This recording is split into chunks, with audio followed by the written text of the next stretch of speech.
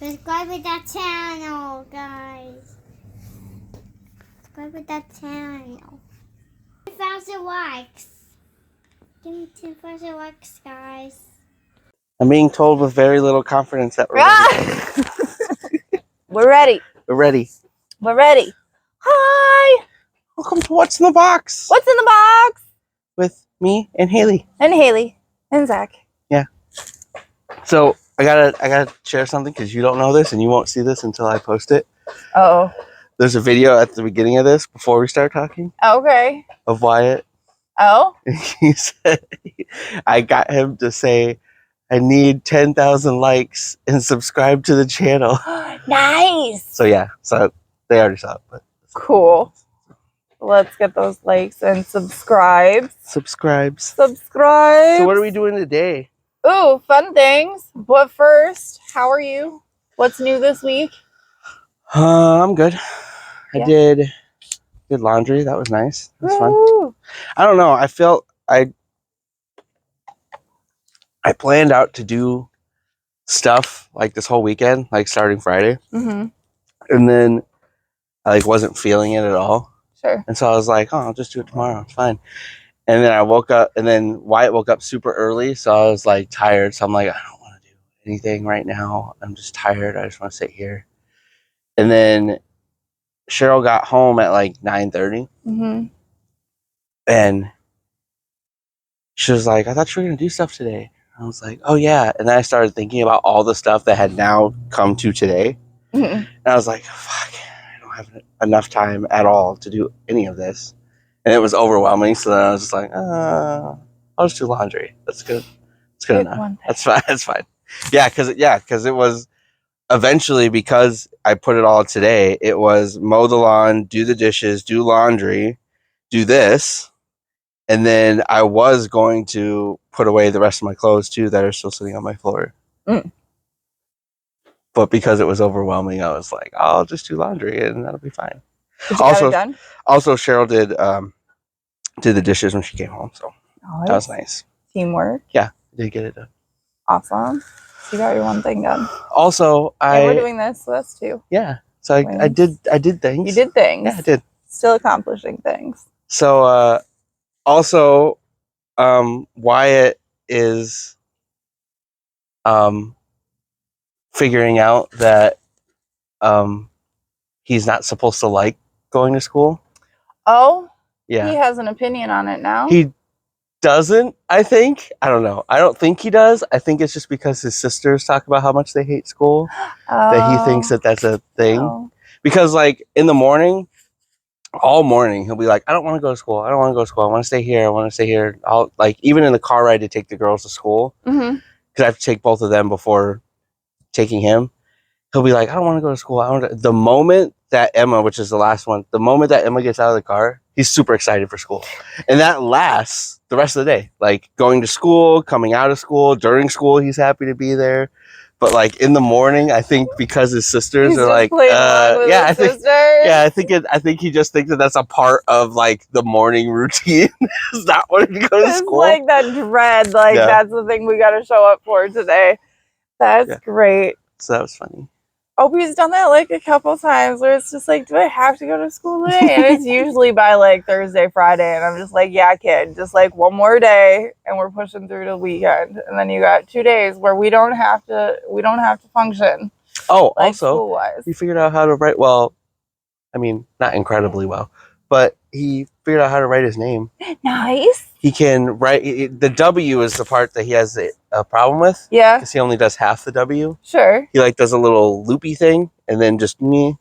So he only does like the half, but he can do the rest of it like YATT, and he can tell you like without telling him, he can tell you like what comes next. Yeah, and how to spell it. Yeah. Awesome. It's just the W part is the part that it's just a yeah. Looks like a Dr. W. It's like yeah. You work on it. It's great. So how are you? How's your week? I'm good. Week. It's been good. That's good. I'm trying to think like if anything like major bad happened, nothing bad happened, or plumbing's fixed. Like the house has been great. So yay wins. I I have like 5 days left until Opie turns 5, which I'm like slowly trying it to. happened. I finally got. Okay, put these on. Oh Lord. Sorry, I was trying to figure this out before how to do this, and it didn't show up the last time, but it shows up with this. It's yellow. It's not. It's yellow. It's red. Okay, you know it's red, but it looks yellow with that. I mean, no. Or doesn't it? It still looks red to you? No, yeah, it's still a form Maybe of you're red. colorblind. I mean, no. Or maybe I am. Well, Maybe I am because I see yellow, like a Mountain Dew yellow. No. Yeah, that's what I see. Yeah, I don't see that. So one of us is colorblind. I'm not sure which one. Well. Anyway, sorry. Opie's birthday is next weekend. Opie turns 5. That's cool. On Thursday, and then her party is on Saturday. So like, and that's like, thankfully I planned, and I like was smart enough. I did the menu, and I did like all the grocery things that I need. Ooh. And like the menu we were having. So that's already taken care of. I just got to go shopping this week. And then I invited my mom over Friday to help me put all the things together, because we're doing like a snack charcuterie board and dirt cups with the gummy worms. Yeah. Yep. And then we're doing like a veggie tray and like a lion That's face. cool. So just like cutesy little things. So that's coming up, and we're planning to take her like her birthday day. We're gonna like do Badger Sports Park for a little bit and do like the inflatable jumpy things with her. That's cool. Just like us and her. And I got a couple cool things coming from Amazon for gifts. So ask you a better question. How is your mental health this week? Ooh. Is that semi more important? It's good. I'm not losing my shit quite as much. I've been journaling, which is habit. Oh, and I've been into like tarot since my dad died 2 years ago, and like getting on my spiritual path of wherever, enlightenment. And I bought a new tarot book. It's Tarot Mysticism by Joe Monticello. I'm botching it. Monticello something. He's a tarot guru out of New York, and he's been in the field and learning for 20 years. But he wrote a book, and it really links like tarot and like the Kabbalah and like the tree of life and like numerology and like breaking down the tarot. And I'm like, seriously, I've been feeding number 1 on that book for the last 2 weeks. So it's like in my little moments of me time, I get to read and like underline in my book and make notes and just like nerd out. But I'm actually understanding it. And then I'm going and I'm like journaling and I'm working with my tarot cards. And like it's sinking, it's hitting in a different meaning. And then I also started, I just finished out on Friday my 2nd week with my personal trainer. And you did it? And I've been doing it, and I haven't been punking out, even though like Friday was really hard and Wednesday was really hard to like not want to hit her up and be like, hey, I love you. But and can we put a pause? Can we just like not today? I'm weak. I'm tired. Like I wanted to make up every excuse, and then I got there and I was just like, no, I can fucking do this. It's like a half hour on the machines. And then I do my elliptical, and like it paid the fuck off. Like this week I feel stronger in my body and like centered and grounded, and like the ability to like wake up and do some squats is fucking amazing without like my back tensing up and like me feeling it all the way down my leg. Like the first week that's what's happening, because like in between my machines and my reps, I was doing squats, and I'd have to do 10 squats, and then I'd go back on my machine for my 10 reps on whatever machine I was working on. And it was, I didn't hit play on our timer. Oops. It's okay. Okay. It's just an intro. It's fine. Yeah, we're just catching up. Anyways, so like The first couple days, like the first like warming up with my squats, I'd like start feeling like my nervous system would just like tense me up, and I'd feel pain and be like, "Ooh, this is something." And like now I'm like breezing through it. And then this like Friday we even worked in cardio, but like by Friday I was like so bushed. I'm like, I'm tired. My body is tired. I'm not drinking enough water. Like I really should be flushing my system. I was like, but I haven't been. I'm suffering right now. But I did it, and it's been great, and it's like paying off tenfold because today we went and moved a bunch of stuff. And like this whole move, Kevin has had outside help to lift boxes, to carry furniture, to do any of the heavy lifting because I've been so nervous and broken about like the capacity or how strong my back is and the ability to carry things, or like to bend over and then pick it up. That's my biggest thing, is because like to do that with my lower back issues is just difficult. So like we went all day today, and we carried 2 dressers upstairs. We carried a full-size mattress. Like we loaded all that on trailers this morning and today. And like we were sitting downstairs before, and Kevin was just like, "Yeah, I'm kind of proud of you. The most I've seen you lift, and like you're really doing it. You're not complaining. You're not like You did the struggling. Like you're actually lifting the shit and putting it down." And I was like, I lift it up and I put it down. Go me. So yeah, this week my mental health is pretty good. You know, we have been battling, and I'm trying to take. And you're winning. No, You're winning. Yeah, well, it's usually how it goes, but not in the best ways. Just really trying not to like lose my shit and yell. And I've seen progress this week, so that's good. I'm kind of winning there. Any progress is progress. Yeah, it's just. I have a question. And maybe, I don't know, maybe this is different for you. With the tarot thing? With the what? With the tarot thing? Yeah. Do you feel a heaviness on you, or lighter when you like are in it, or researching it, or reading about it, or doing it?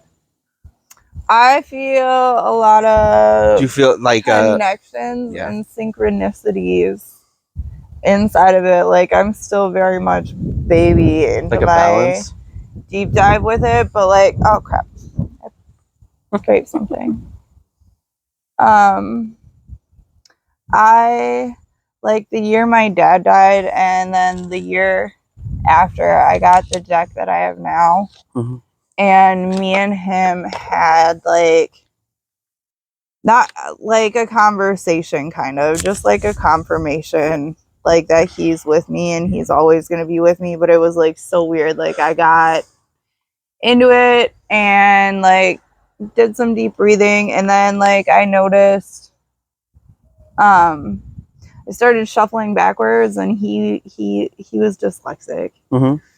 So like it just resonated, and then, like the cards I pulled, it just like hit everything. Like I looked up the meanings because like, and it was very bonding and like healing for me to like hear that, or like to experience that with him. But like the book that I'm in now, like there's different meditations you can do to like build your spiritual awareness, or just like your awareness in general, on how all things in life are connected or interconnected or weaved in such a way, like the tree of life and the Kabbalah, and like what that history has.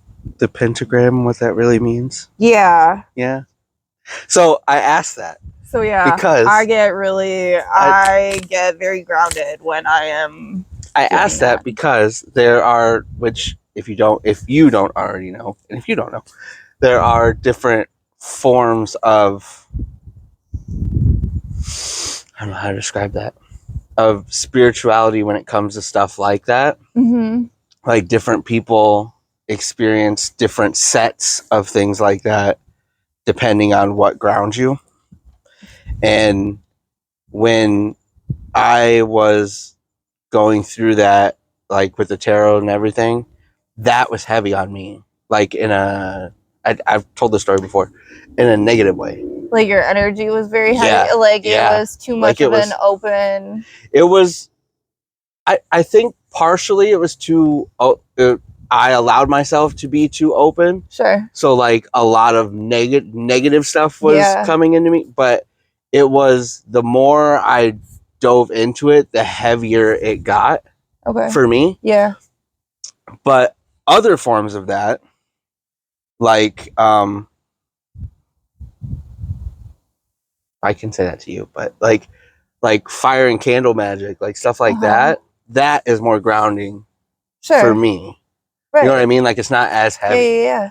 And so like that's why I was asking, because different like ways of communication. because there are different forms of that, that like affect people. Like my older sister can do that, like the tarot and everything. It was just one of those things that like when I was learning about all the different stuff and whatever and what worked with me, that was just always the one that like, and I said that to my mom. I was like, maybe it's because I opened it too much.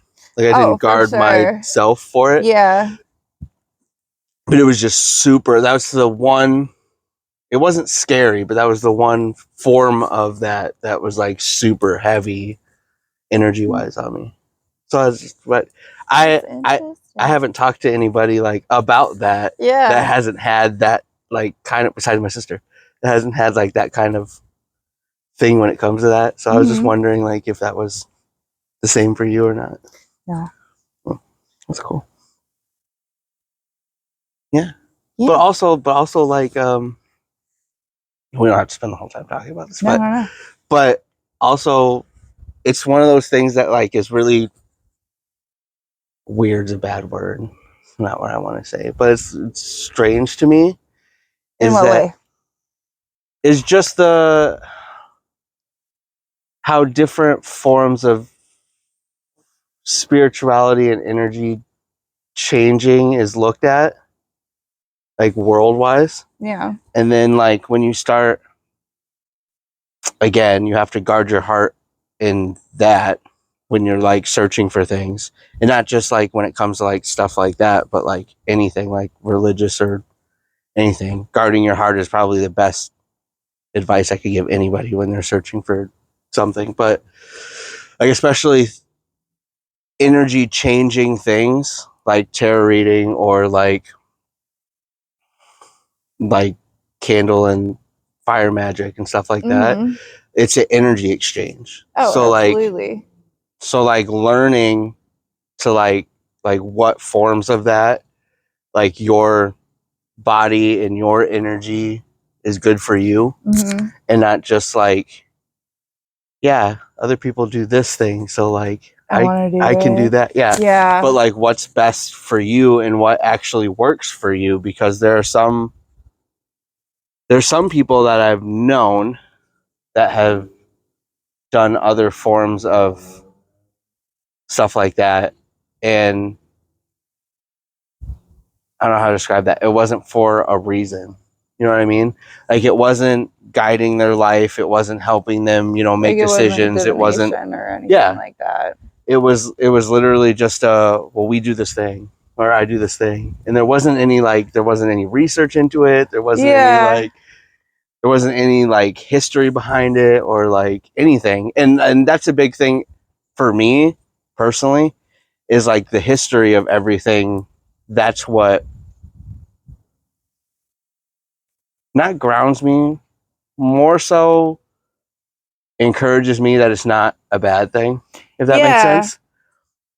Because like if you go to, you're informing yourself about a topic or even I'll blanket it and say, even if you go back to pagan rituals and pagan like religions and how they do things, like encompassing all of that, like that goes back thousands of years and in different forms. It wasn't until 17th 18th century ish that we got any form of like structured religion that wasn't at least based or grounded in like that, Mhm. like energy, spirituality, or Absolutely. like plant magic, or like I don't know what to call it, like earth vibrations and shit. Like in forms of that, it was always in some sort of like religion up until the 17th, 18th century ish, Mhm. when somebody put a foundation of like, this part of it is bad and we need to go by this from now on. Yeah. But like everybody, even if you go back to I mean, you know this, but even going back to Native American tribes before we even had anything, like their holistic rituals that they had, and Mhm.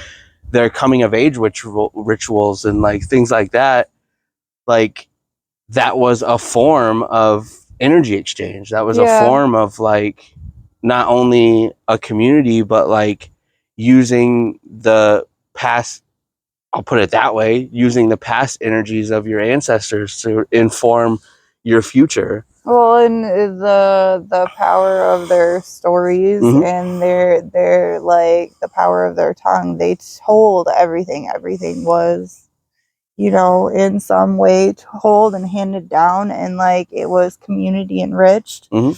And their beliefs, like I read one book on the Cherokee where they're like everything was universal in some way. They were all connected, like making pacts and agreements with Mhm. Mother Earth to take care of her.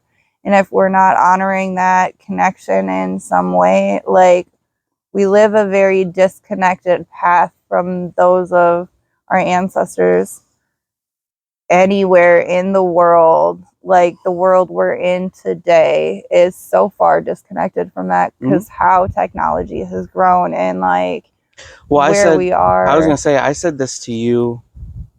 I mean, we talked about it last time with the suicide thing in a small way, but we've talked about this for years, that I think it's really funny for me personally, for all of the different type of people that are like that, like nature stuff, or that like energy stuff, or whatever other religious like thing. That's all, like that doesn't make sense. Like there's no way that that's even a thing. But everybody gets happier when they're outside. Yep. Everybody's body needs water. Everybody, Absolutely. like, you know what I mean? Like your whole existence and your whole, how your brain works and how your body works and everything is all based on the world, like the energy around you, the planet around you, the trees, the everything.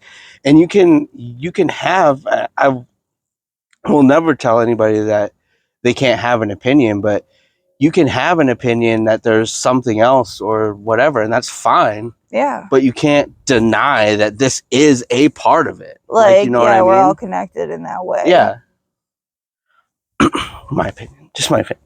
I just think it's really funny when people, when like, because I've had conversations, because when people ask me, I put it a lot simply that I just believe in the universe. I believe that I can't personally tell you what it is, because I don't know. I can't. But I can tell you that there's something in the universe. I personally believe it's more of an energy thing. There's something in the universe that moves it, that moves us, that gives us a push, that gives us a little something, that puts something in our way. There's something. And in that, there's energy exchange. I mean, anybody, you can feel it. Anybody can feel it. And so I feel like people who deny that aspect of it, and the history of, I don't know how to word that, the history of ritualistic tribes and stuff having their own thing and enriching their community is something I think that we as a people need. Absolutely. Even on a basic level, you want people around you. I know, I see them. You want, people around you. You want people to help you. You want that feeling of, yeah, I'm okay. You want those people to lift you up when you can't do it yourself. Like that sense of community everybody wants, even in different religions. That's why they have a congregation or community in those other religions too, is because we're all based that way. And I personally think it is really harsh to condemn other people for their beliefs because one part of it isn't the same as yours. Mm-hmm. And with all of the research and all of the history and all of the learning and all of everything I've done throughout my life, it is that is what makes the difference between people, is that little part that's not the same. Yep.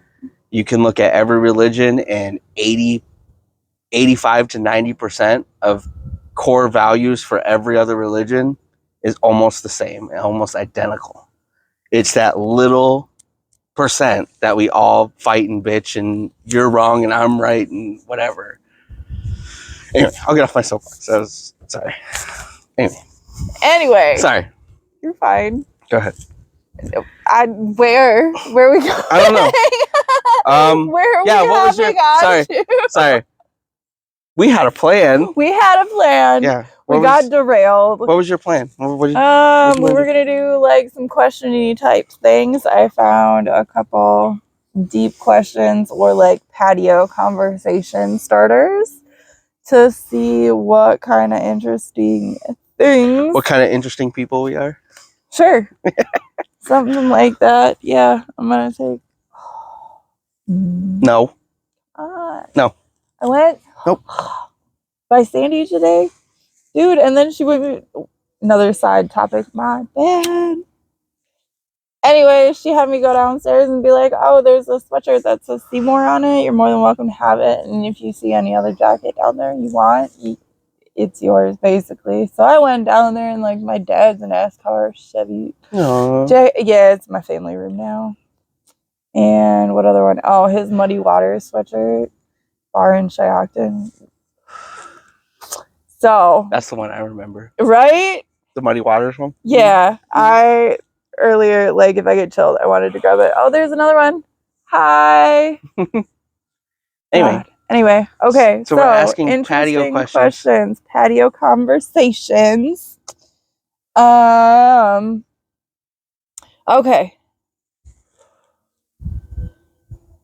Do you want me to just like start at the top or do you want a random? I don't know. You can random. Pick one.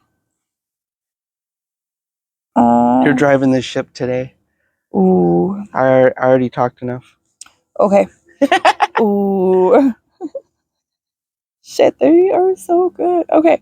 What's a book or movie that left a lasting impression on you? Ooh. Please, I just want to taste. Oh my God. I don't know. It's a tricky question. Because I have a movie that I have a lot of memories with. Like the first Ocean's 11. Yeah. Me and my dad quote that all the time. We used to watch it all the time. So like I have a memory for that. But it's a movie I haven't watched since. But I told this when me and my dad were talking about my grandma. But I have a very vivid memory of an Elvis movie. Oh boy. My grandma has this. If you haven't heard the story, my grandma has every Elvis movie VHS you can ever imagine. That's incredible. It's still there, but she collected them over. She had a whole basement of like just Elvis memorabilia. Like it's crazy. I love that. But so when we would go over there, she would have us like it's fine. She would like have us watch movies or whatever, and there was a boxing one, and I had to be like 4, 5-ish maybe. and we watched it, and there's a scene, kind of like the scene in Rocky, where Elvis is just getting fucking pummeled, like bleeding, like just getting hit, and I hysterically cried that they were beating him up, like hysterically, and that so like there's stuff like that like I still like I can, it's clear as day, like I remember that memory so clearly. But like I said, I didn't like past that day. I had no interest in ever watching it again, like ever. Fair. But also, there's movies that like there's movies I used to say there's movies that like I can instantly put me in a good mood, like Boondock Saints, Yeah. or The Losers, or Breakfast Club, like stuff like that. Reservoir Dogs. I would say Breakfast Club. Probably through my entire life, Breakfast Club is probably the one.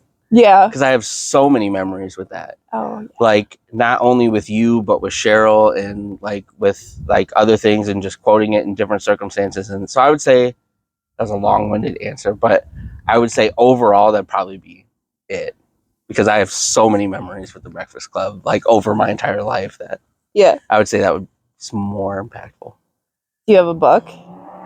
Oh, yes. Okay. And it's one that I don't talk about very often. All right. But it's one that really hit me really hard when there was a time. It's gonna be a long answer. It's okay. There was a time when spiritually I was trying to figure my own shit out. Mm-hmm. So I went to church. Obviously, I had the whole like God and what that is and whatever. But there came a point young in my teen years where there were things that didn't make sense to me. Mm-hmm. And so it's the way I've always done things. When things don't make sense to me, I researched it, and I researched it hard, like context, genealogy, history, like what, because I just wanted to figure out the puzzle piece to make it make sense. Like I wanted to be like, oh, I get it now, sort of thing. Yeah. And there was a lot of things that were being taught that I internally, it wasn't a rebellious thing. It wasn't like a, well, you can't tell me what to do thing. It was internally, it just didn't make sense to me. Of like, well, why would God not want us to do this? Or why was this a bad thing? Or why is this being talked about so much and not these other things? And like, and so I was at a real like impasse of like, do I really believe this? Like, am I just going along with everything or whatever? And there's a book called The Ragamuffin Gospel. It's a really good book. Okay. And it's about, I'm going to paraphrase because you should read it, but it's about this guy who is a Christian, but took that as I'm flawed and not I'm perfect, which at the time, a lot of people I was around portrayed it as that, as like, once you accept God and you're a Christian, like you have it, you have the answer. Uh-huh. So like everybody else that doesn't have the answer, like they just don't get it. Like you're it was not said in that way, but it was portrayed that way. Like you're better than everybody else because you got you got the keys to the kingdom, right? And so, but he admitted all the time, and through that book, he talks about his journey with God and whatever, and about how that's kind of what he landed on too, is that like I'm flawed, he smoked, he did music, which was a big part of his journey on how he accepted God and whatever, and that became a part. But he never was like, I accepted God, so all this stuff is gone. Like and through the whole book, he explains how much of a struggle it is, and every day is a struggle, and kind of in a vein of like an addict 12-step thing. Like I'm always an addict, but like I'm trying to get better. And you're always a sinner, but you're always trying to do better than what you started out to be. I'm not shitty because I'm failing at these things. I'm flawed, but I'm trying to do the best that I can. And that hit me really hard because like at that time I felt the same way. Like I was like, why am I struggling with this stuff so much and everybody else isn't, sort of thing. So I would say book wise, that's probably the biggest thing the biggest book that impacted everything, because since I read that book, it kind of led me down a path to where I am now of like figuring out what certain things mean to me and how they impact me and like living my life and sort of that. So I'd say that. And if you Cool. haven't read it, you should. Okay. You? Me? Okay. So I'll go with my book first. Because that's like, it was there the second I read the question. I read Alice in Wonderland. No, but yeah. No, but yeah. I have those. I want to read those with Opie, but we're in a really long fairy tale book right now that's like 400 pages. Off topic. Fuck. Yeah, dude, like every day we sit down and they're all stories from the 1800s, which is even better. That's cool. Anyways, I'm a nerd. 15, 16 years old I was, and I read Nikki Sixx's Heroine Diaries for the first time. And oh boy, let me tell you. So like, I had seen the effects of what alcohol has done to families. I've seen the effects of, you know, what crack does to families. I always like had a study, like by the time I was 15, 16, I was experimenting in high school with like Adderall, alcohol, marijuana, and you know, finding my way and finding what boundaries I wanted to have. And like, that book shook me in so many different ways, like scared me to the soul. Like, I had tried blow when I was 18, but then they had switched over to like it being on a tinny and them like smoking it. And I'm like, nope.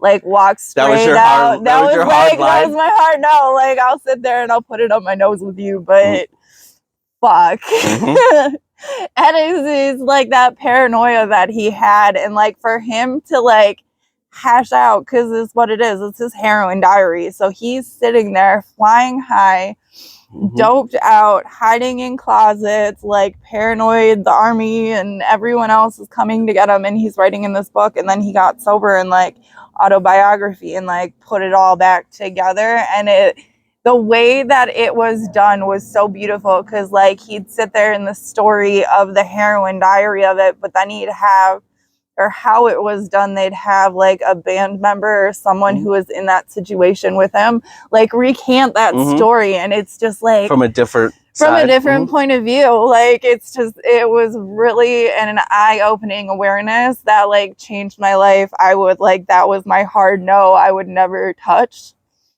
think about touching that. Like, I already had a strong like aversion to crack. I've said, but it's just like, that was another one. I was just like, no, I don't want anything to do where it would put me down. I've said this so many times, and like I get it for what it's worth. I get like the appeal for other people, but I've said this from such a young age that like my hard like line was always something that's life changing, always. And like I've had a lot of friends that have done a lot of different drugs and whatever, and they're like, oh, it's not that bad and whatever. But like, that was always 9 or 10 maybe. That was always my hard, like, I'll try stuff and that's fine with me. But like anything that could be like life changing, I'm not gonna. I don't even want to try. Yeah, like I don't even want to try it's it. not worth it's it. Not like the addiction of it is. Well, not yeah, because worth like it. I don't, because like I guess that's being self-aware from a young age. But like, you went through the DARE program, so. But which, you know, you did. was kind of, I did. They probably prayed, right? But was kind of, yeah. was funny about the DARE program is that like, that was the only thing about that I was like, okay, like I get that. I understand the alcohol part of it, I was like, whatever. Like, and then like the pills part of it, I was like, yeah, okay, whatever. Like, it's not even that bad. But like that part, like I said, from a young age, I was like, no, never will. And I never have, for what it's worth. but like also from a young age, knowing my addictive personality, Yeah. like that was something that I held on to for a long time of like, I know this about me. And I know like I still am to a point, became very controlling of stuff like that. Mm-hmm. Like even drinking for what it's worth. Like I have always put parameters on it. Like I've never one time. I'm 32. One time out of my entire life now, I've driven drunk once. And it was literally I know. And it was literally I'm so proud of you. And it was literally like down the street. I quit drinking and I didn't mean to, for what it's worth. I know that that's a shitty excuse, but like I really didn't mean to. Like we just went out with some friends doing karaoke or whatever, and it was probably like 4 streets down from my house. And we just went out to do karaoke, and I wasn't thinking, and I drank too fast. Mm-hmm. And so like I was there for maybe an hour, and I had like 4 or 5 drinks. And at the time, I mean, I do it a little bit now, but at the time I did half and half in like a pint glass. So it wasn't like the normal like bar glass. It was like a pint glass. So it was half Jack. It was half Jack and like Dr. Pepper. Like my daddy's drink. Yeah. Yeah. So like So like for half to 3/4. If it wasn't closer to 3/4, it wasn't right. Go make that again. And I wasn't thinking about it at the time. I was like, yeah, we're just having fun. We're just hanging out. We're doing karaoke. Like it's fun. And it was like 4, and I was like, oh, I gotta go home because I gotta go to sleep because I had to go to work in the morning. And I was like, oh, I'll just go home. And I didn't feel it at the time. No. Until I got in the car and I started driving. And that like fuzziness, the moment I started driving, I was like, oh, but I only have like 3 streets. So I can do it's fine. So it's fine. Yeah. It was, I shouldn't say scary. It wasn't really, in the moment, it really wasn't scary. It was just dumbass looking back. But yeah, like when I got home, no, it didn't even last. It was literally when I got home, I was like, that was fucked up. Like, you shouldn't. And like I said, it's the only time. But I'm also very like controlled when it comes to that. Like, I won't. You have the discipline. Yeah, I won't get to a point that is if I don't know that I have a ride home. Now with kids, if I have a responsibility in the morning or if they're not taken care of. Like, you know what I mean? Like, if I'm at home by myself, it's a lot better now that they're older as far as like my controllingness of it, because I don't feel as like responsible.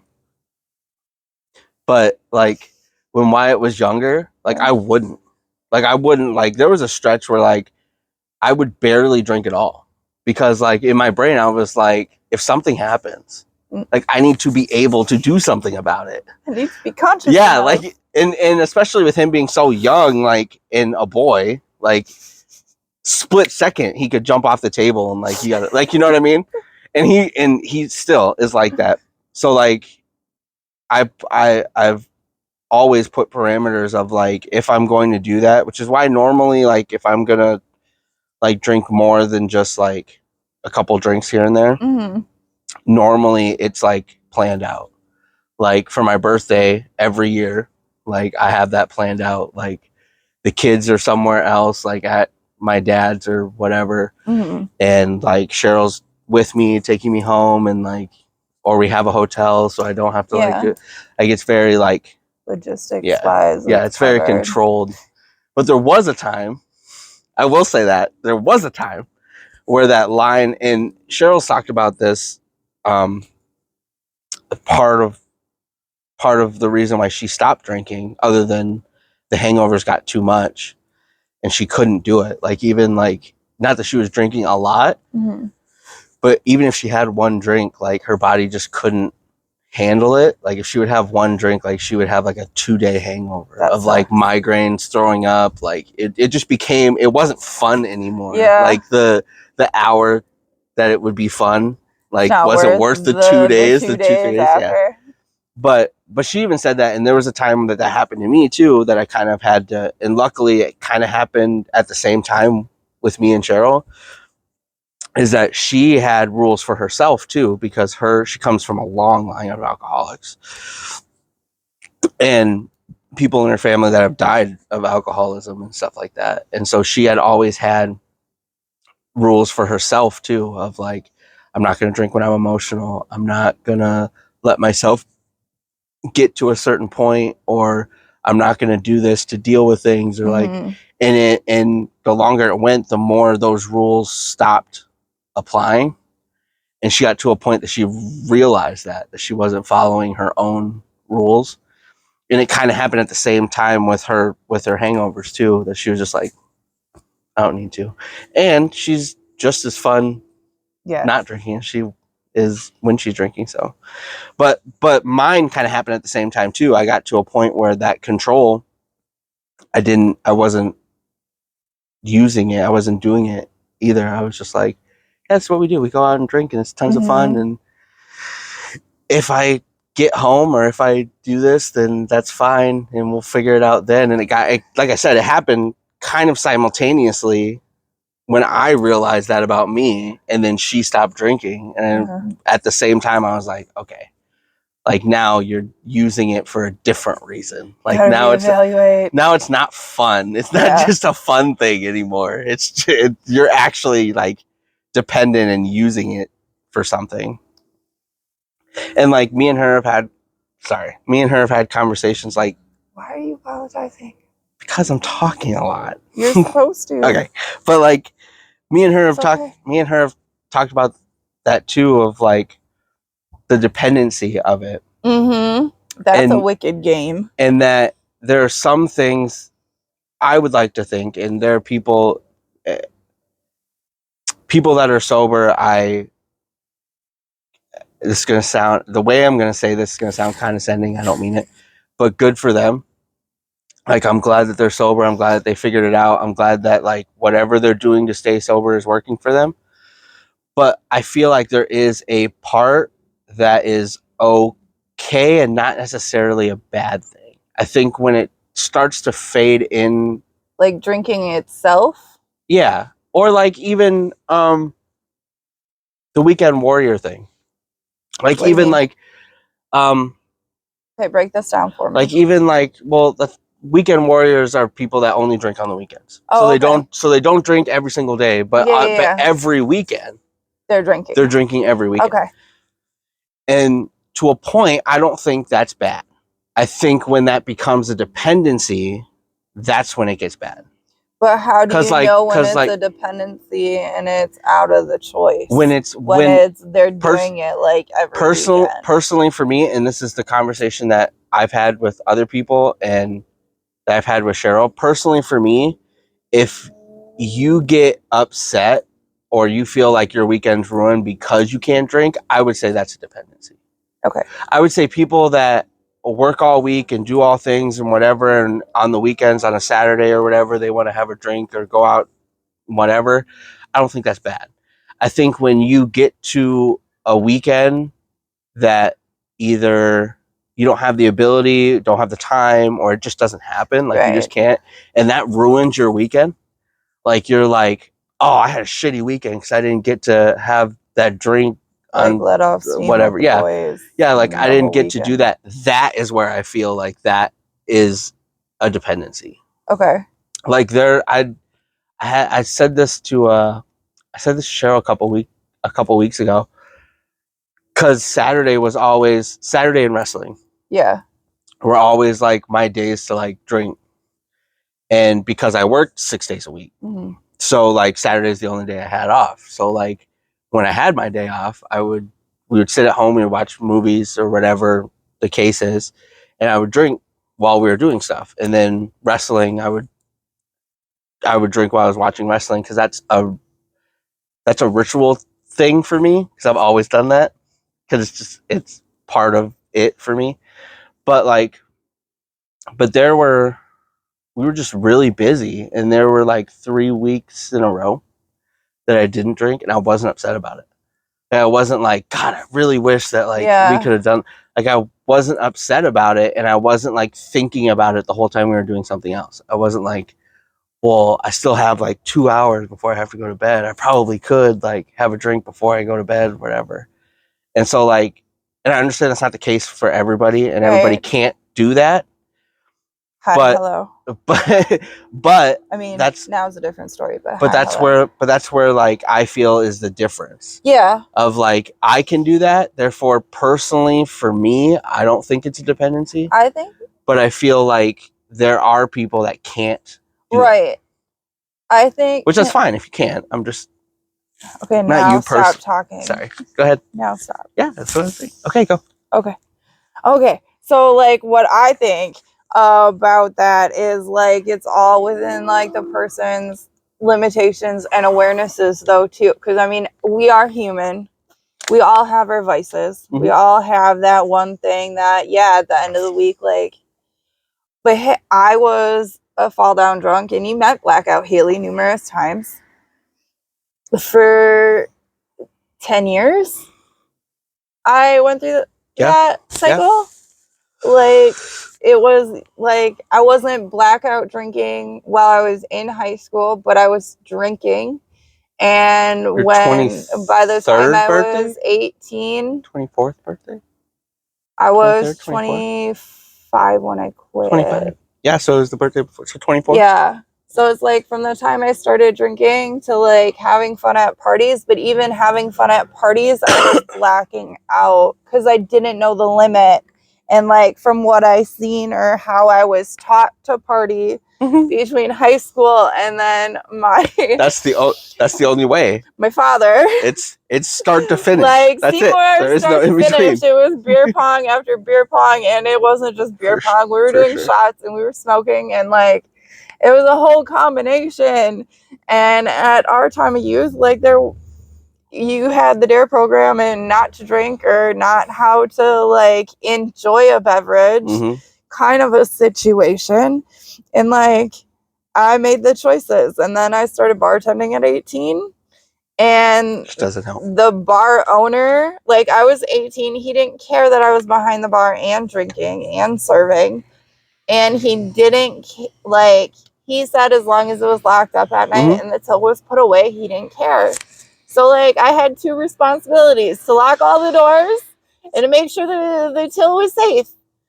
I could get as shitty as I wanted, and I did it for years. And then I moved back down here, and I became a fall down drunk in Kakana for a couple years, like, and little shoot, and like just made a hot mess of myself. And I had to do like complete sobriety. I was in my own miniature AA thing. Like, I tried going to class, like AA meetings, and that gave me anxiety. Like, I walked in there bawling, and I'm like, I gotta talk to all these people? Fuck that. I don't know what to say. I don't want to sit here and say, yeah, I'm an alcoholic every week, because, like, that's not who I am. So it's just like, and then now that I've quit, there's only been a few times where my husband, because I met him when I was sober, or when I was like got off the bottle, and then I was just smoking. So then like we hit that off, and some might argue that I traded my substances. I don't think that, but I also believe cannabis is a plant medicine. So, like, there's different properties to that and ways that it's helping me. Oh, shit. This goes by fast. But yeah, but like, I had to build a new awareness around my limitations with alcohol, because I did sober for a couple years. I was like straight sober from alcohol for almost 3 years. Then, like, it was every once in a while, and then my grandma died, and I got shit-faced.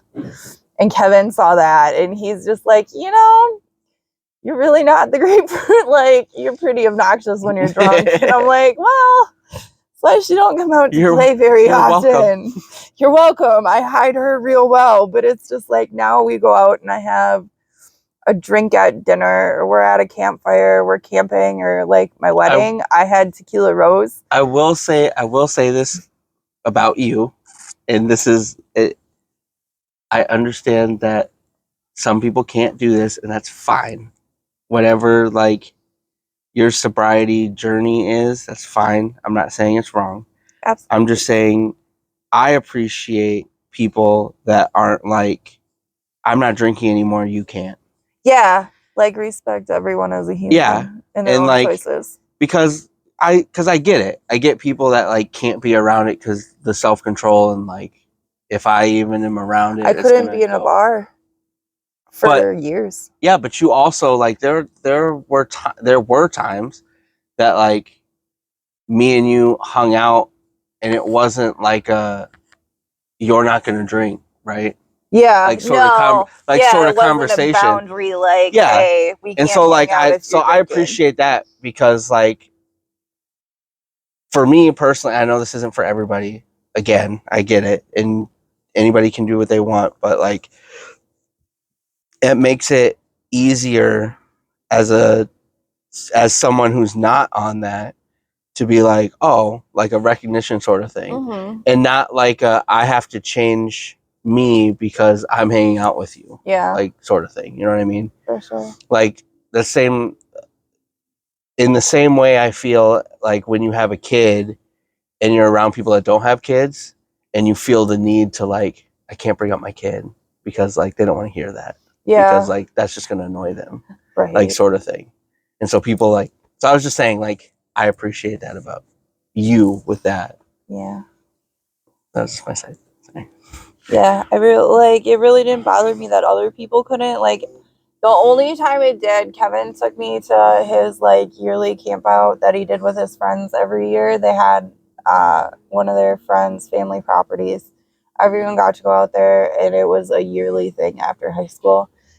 It was a huge party fest all weekend. Mm-hmm. And it was like the first or the second year I went, I met his like best friend.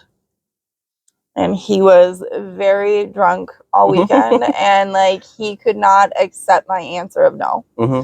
And it was like almost to the point he was in my face and like trying to shove the bottle on me. And I'm like, dude, you need to like step back. I'm happy, like I'm smoking, I'm doing my own thing. Mm-hmm. And no offense to you, but I don't want your shit. Like and I don't need it. I don't need it. Mm-hmm. And you really don't want to see that side of me. I don't want to bring her out. Please don't make me. Like, and I just told Kevin, I was like, you really need to tell your friend and to tell his people to keep him away from me. Because I get pissed off enough. It will happen. I will lay someone out if I have to. I don't want to, but I will.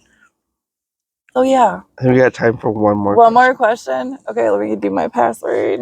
Or my face. Give me a face. Your face. Give me a face. Excuse me. I think we already did that one.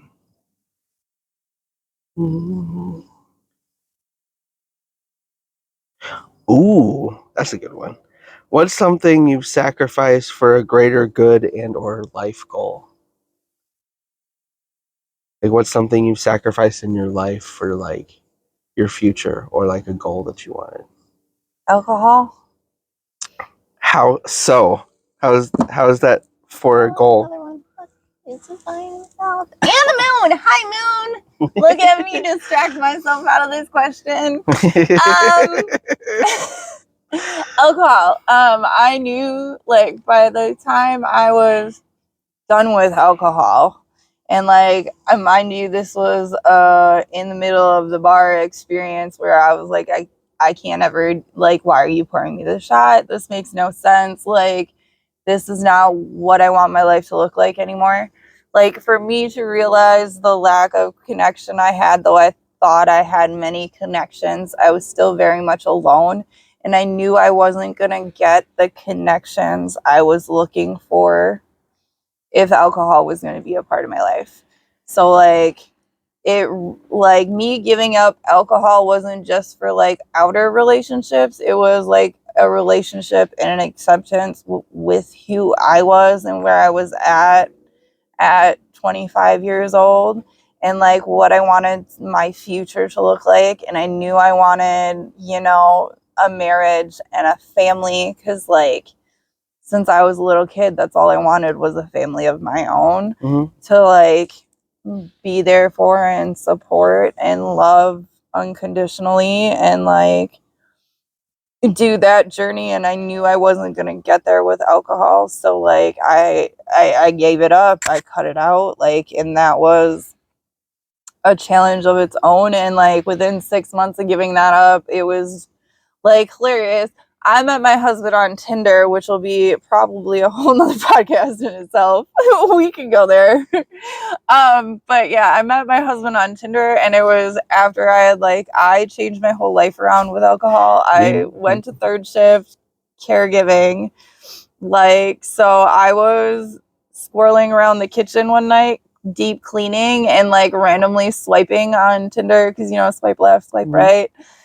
I accidentally swiped right, and he knows this, but I swiped right on his picture, and then I was just like, oh, okay, this might not lead to anything, and then sure enough, he connected, so then it like connected us into a chat, because that's how Tinder works, and I was like, nothing's gonna come of this, like, and like, I'm not gonna message him. If he messages me, and like, we'll just see where this goes, and then that's where it was. That was like 6 months, not even, of me like post drinking. He shows up in my Tinder inbox on an accidental swipe around midnight, and like we started chatting, and then we started hanging out, and then he just never left. And since then, like in the 8 years since I quit drinking and met him, we have a almost 5-year-old. We have a marriage. We have a house. like I did all the things I set out to do when I quit drinking, which is like an uber proud thing. We should do a podcast on that though. Tinder stories. No, I was gonna say our relationships, the ones. Yeah, the marriages. Yeah, our significant others. Yeah. We can talk about them. Because me and Cheryl is, I mean, they've met Cheryl. It's not tender, but they know Cheryl.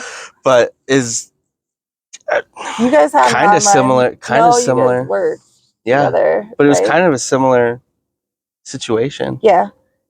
Whereas, like, we can talk about that. Yeah, we'll do that. Okay, so what is something that you've given up in your life? Oh, mine is what was the question? Where was the question? What's something you've given up for the greater good, or a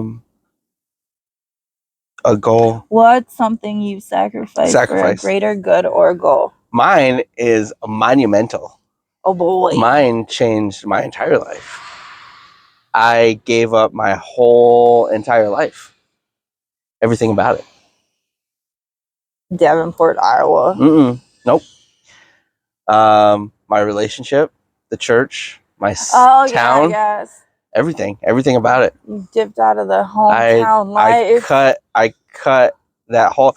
I've said this many times, and it's really weird because this is a real thing. This is not me being hyperbolic or dramatic, but like I have memories. And this is gonna sound but like before Cheryl, I have memories, but I have no connection to those memories. Yeah, like the feelings and like the emotional. No, I could tell you. I could tell you what I could tell you. It's literally like, you know when. No, you just let go and heal. You know when you black out and people tell you a story. Yeah, and you're like that happened, and you get like half things of the memory. Yeah. Where you're like, oh, okay, and you kind of like connect the dots, but you don't really have like you don't have the emotional or connection to the actual. Yeah. That's how it feels. You're just like, oh shit, that sounds like something I do. Yeah. But I didn't do that last night. I completely, and I had to for a lot of healing and a lot of different things. Not that like Cheryl made me or anything like that, how it sounds, but like for me, your spiritual journey. Yeah, but for me, a lot of things had to be because I had twisted myself in such a pretzel of like who I actually was, what I actually believed, emotional maturity, things that I had gone through that I hadn't talked to anybody else about. Like I had twisted myself so much to give this face of like what people wanted me to be. The image of you. Or who people wanted me to be, that I didn't I knew fractions of myself, of me personally. And so I had to break ties with all of that. Like, I broke ties with friends that I had had for years. I broke ties with my ex-girlfriend. I broke ties with the church. I broke ties with people that I knew in that town for years. I left that town for like completely and started over. And I mean, it's good for you to do. It's good. And in general, I think growing up in small yeah, I was gonna say, you need to get the fuck out. You can't live your life forever in a small town. That's a country song, and I will sing it till I die. It is. No, but yeah. Overall advice, I would say, if you grow up in a small town, you should get out at least a little bit. Even if you go back, you should just. I mean, we didn't go far. We're still like fair. a half hour away. Didn't go very far. It's a different perspective. They're different towns, but also ways. But also, I would say that sacrificing all of that, because that was the biggest jump I've ever made in my life, because that was everything I've ever known. Mm-hmm. Like, you know what I mean? Like, that was the home I'd known, that was the friends I'd known, that was the spirituality, religion, church that I knew, that was yeah, no shit. Adam, I love that song. Everything. And so I think that was the biggest sacrifice I made, but also ended up to be the best thing for me, because I don't think I've said this over and over again. I don't think if I would have stayed, I wouldn't even be close to who I am right now. Yeah. Like, as far as everything, as far as emotional maturity, as far as like things that I'm willing to talk about, the fact that I am so open about everything. I don't really hide anything with anybody. And I think that without that, I wouldn't be able, I don't know. It's just a big monumental thing. I don't think that like I would be as great a dad as I am. I don't think I would be as great and understanding a husband as I am. Friend, all of it. I don't think you had challenges. You had to grow into some things, experiences like you wouldn't have, like, that was the thing too. Like, my experiences consisted of like doing the work thing and dreading the work thing because I'm severely hungover, and then I'm sitting at a place and I don't want to be alone with myself because I didn't like myself and where I was at in life, because we should be doing college experiences or fucking like people to enjoy, and I didn't like have people because I was always moving and always on the run from something, and like not in a law way. From it was yourself. Just like from myself. I'd panic and I'd pack up and I'd leave because it got hard. And like coming to the realizations I did getting sober and showing up for myself and like figuring out what I still like to do, and I'm 8 years into it, and I like have a way better understanding under my influence of alcohol, and if I really even care for doing it, like the cost and consequence of it. And then like I know. But it's just like the relationships and like challenges I've gone through since then, learning and building and like finding trust in myself and value and worth in that, and like just learning so many different things. You got to go through that. And you did that by leaving, and like you got all those little micro challenges that have leveled you up to like now. Ooh, yeah. That was Dad for confirmation. Yeah. But I will briefly, then we got to wrap up, but I will briefly say that like I am not saying this as like oh, that's so sweet thing, but I will say that like Cheryl was a big help in that, because we had started off our relationship as a friendship with no intention. Yeah. Like, it wasn't like when I started talking to Cheryl at work, it wasn't like it wasn't an intention of like, oh, I really want to end up dating her, or she's really pretty, or not that she wasn't, but like that wasn't the intent. We were just friends. We'd talk about anything. We'd talk about everything. talked about her past relationships and experiences and like my past relationship or my current relationship when we started talking. And it wasn't like I don't know, it wasn't like she was bashing my ex-girlfriend either. Mm-hmm. Like we would talk about stuff of like, man, I'm frustrated about this or whatever, and she wouldn't be like, well, you should leave her. She would like give like a real honest like, well, maybe you should try this, well, maybe you should like talk to her about this, or maybe you should like try to like work on communication this way or whatever. And so like our relationship started out in a friendship sort of way of honesty and kind of working on that communication but not with each other. Mm-hmm. And so like when we didn't end up getting together, it was a lot easier to process all of the stuff that like I was going through, like with leaving my relationship and leaving my hometown and all of that trauma stuff. And the time it took for my trauma to come out and things that I had buried for so long, and them coming out and kind of resonating with them and like working through it and like, oh, like I did this, I didn't even know I did this, or like this sort of thing. And so like a lot of my work through and working through trauma and emotional maturity and getting to the place I am has a lot to do with her, because that relationship, that part of our relationship didn't have to be formed. You know what I mean? Mm-hmm. Like it was always, you guys started on yeah, like it was always there. foundation. Like it was always, our communication was always there. Like, Yeah. hey, I'm having a fucked up day. Like, oh, okay, do you need to talk about it? Like I said, sorry, God, sorry, short. I said, Just talk. I said this when my grandma died, that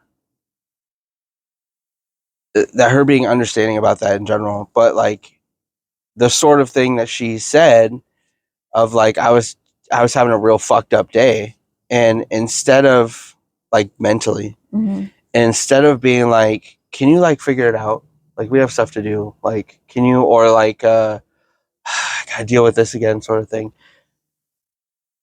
she was like, hey, are you okay? Mm-hmm. And I was like, no. And she was like, okay, well, do you want to talk about it, or like, are you good or whatever? And at the time I was like, no, I don't want to talk about it or whatever. And she was just like, okay, well, if you need me. But even that sort of communication of like knowing that I'm fucked up, but not seeing it as like a burden, Mm-hmm. like that sort of communication, to be able to be like, okay, I get it.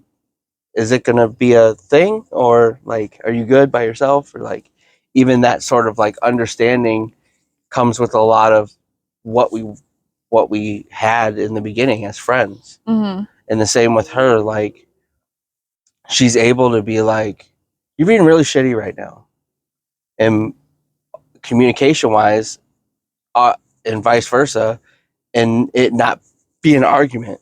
Right, Of you're like not she getting can, on the yeah, like she can defense on say it. that, and I'm like, oh shit, I am being like kind of shitty. Or like, even if I don't understand, being like, okay, well, what part of that was shitty? And then like us talking about it, I feel stems from that, like us starting out as friends. Sorry, it just reminded me when you were talking about you and Kevin like starting off like just Tinder talking, like Yeah, things like I that. was just messaging each Yeah. other at night. I being just like- feel like that's a easier place to be in But a like we relationship. didn't. It was like we didn't start dating. Like he wooed me, which like for real, we'll have to like get on one of our episodes and just talk about our relationships. But it was like 3 or 4 weeks, 5, 6 weeks maybe, where we were just hanging out and talking, and like he'd come over after work and we'd hang out or watch movies or we'd listen to music and we'd talk.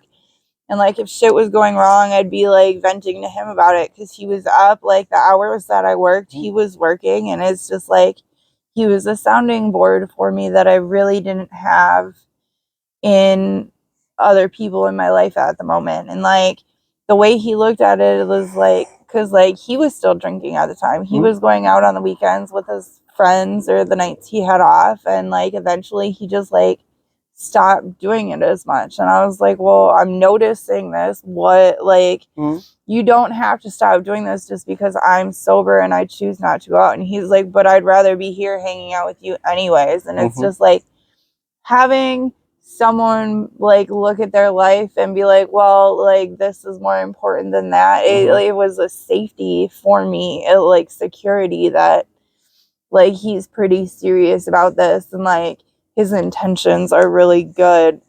And that was just like Katie cock blocked him, and like he, like, we'd show up to the house and like Katie would be in a mood and I'd just be like, I'm sorry, like I'm gonna say, hey, we're not gonna hang out tonight, or we're not gonna do this. And he'd be like, okay, well, when can I see you again? And it's just like, if he was out, or like we hadn't talked all day because sleeping or what our schedule was or whatever, like I never stressed. And I think that was a big change in me, because I was always like trying to push or like make sure I felt seen, and I didn't have to feel that way with him. I'm just like, he's gonna message when he messages, like he'll get back to me when he does. And because I took the time to have that patience with myself in the beginning of those conversations, and to have a little like let go control in it, like I don't know where this is panning out, but like eventually he like snapped me, and I still have the picture, and like the Snapchat, because we Snapchatted all the time because that was our thing. But it's just like, he asked if I would like consider being his significant partner, and it wasn't even like, will you be my girlfriend? It was That's like, classy. will you be my He class. Wooed. That's class. He wooed. I like that. He was swooning. He still is. But yeah, so like we had a really strong communication and like friendship before we like actually committed to each other. Before we were like physical with each other, we already had an understanding of like, this is what we're looking for in a relationship, and communication. Like I stress that so hard, because like I felt that I didn't have enough communication anywhere. It's just like, I need to be seen and heard for what I'm saying, but like we also need an understanding and always have open honesty. Like if we can't see eye to eye on something, let's have an awareness and an understanding around it. So like we're figuring this out, and it's like he's never showed up looking to dip, where I'm always such a fight or flight. And it's like, I don't really fight anymore. I just buckle down, and I'm like, well, shit, I'm the problem. I need to leave. And he's just like, sit your ass down. You're not going anywhere. And I'm just like, but I'm the problem right now. I should go. And like, no. And that's always like, it's reaffirming that he's not going anywhere. And that's more than I can say I do for him, because I'm still learning. But at least you recognize it, though. I do. So is that. Yeah. Thanks for talking. Thanks for coming over to my balcony. That we didn't like lay down in the beginning either, but we're broadcasting from my balcony right now in Appleton. Yeah. Yeah. Which we're going to do a lot more. Yeah. We'll probably do on and off. Yeah, that'll be fun. Your place, my place. Yeah. It's good times. Good times. Yeah. I'm gonna switch my tablecloth because it is obnoxiously orange. It is. Last two times. The first time didn't really bother me. Yeah. But the last two times we've done it, every time I watch the video back to edit it, I'm like, oh my god, it's so fucking bright. That's fucking nuts. So yeah, I am gonna change it. But yeah. Thanks. I love you. I love you. I'm tuning into the Oktoberfest, walking in chaos. Bye-bye, everyone. Bye. See you next time.